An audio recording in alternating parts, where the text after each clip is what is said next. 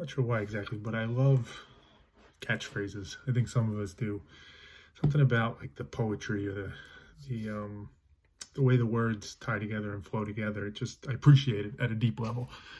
So I often think of that with concepts and things, and it comes most often when I'm talking to my son and trying to teach him lessons. Because I think at 9 years old, or just young kids in general, when you can put things in simple form that like resonates and sticks with them, more likely they'll hear it. Because most times with kids, you have to say things over and over and over again. So if you can say certain phrases that stick and you keep repeating them, more likely it's going to implant in and they'll get the message. So today was one of those cases where we're playing a game. We're playing a board game called Stratego, which is a really good game. I remember playing it when I was a kid, but it's a strategy game. It's kind of chess-ish, like not really, but um, we were playing and he lost. And as he was in the process of losing, as he started to realize, he got upset, which let me say I can totally relate to because I've been a sore loser for much of my life. I hated losing, still don't love losing, but I saw it right in him as I started beating him, and it became obvious. He kind of started getting upset, and then I hate this game. And at one point, he cried a little bit, and just really frustrated, and I don't want to play this ever again, and all that.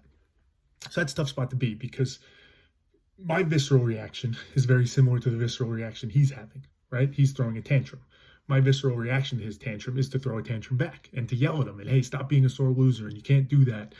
Not because I'm necessarily mad at him or I think he's a bad kid or there's anything wrong with him. I just know that's not a good trait. Even though I've exhibited it myself, I know it's not good and I want him to understand that. Just like he just wants to win. He wants to be good at the thing he's doing. He wants to have fun when he's playing it. So that visceral reaction kicks in, right? So that's my initial reaction, is to get upset and to get angry, but that's not useful. So I try and take those moments to kind of empathize firstly, but see what the lesson could be.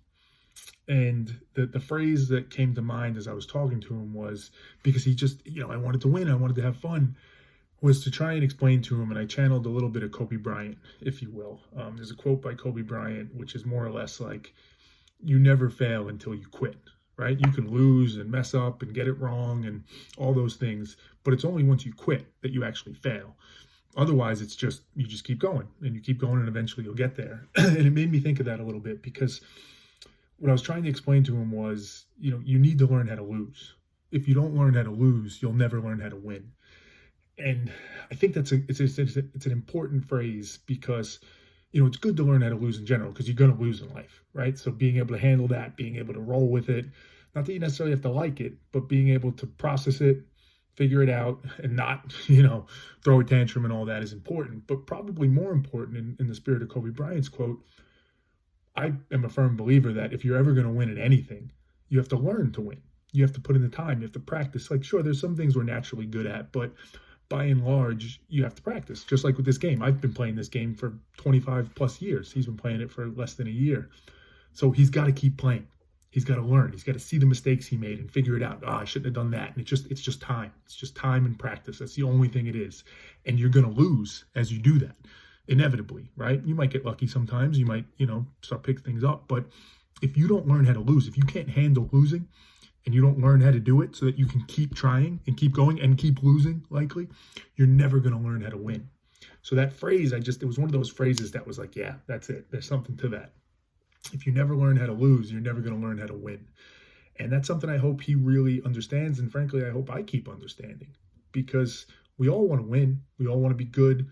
We all want to, feel like we're valuable and competent and talented and skilled and special and unique in some ways. We all want that, obviously. And it kind of gets to the whole growth mindset idea. What I try and remind him at all times is if you want those things, you can have them, but it comes at a cost. You have to do the work. You have to be willing to practice, to fail, right? In those terms, or to lose at least and learn from it and not let it destroy you. You have to learn how to lose if you're going to learn how to win, which sounds so counterintuitive and more importantly, sounds so frustrating because nobody really likes to lose. But if you can look at it through that lens, it makes it so much more digestible. And if he can ever get to the point, which I wish he can, and hopefully I can one day too, where you actually embrace losing, embrace making mistakes, and truly, truly look at it like a learning experience, to me, that's kind of like the epitome of it.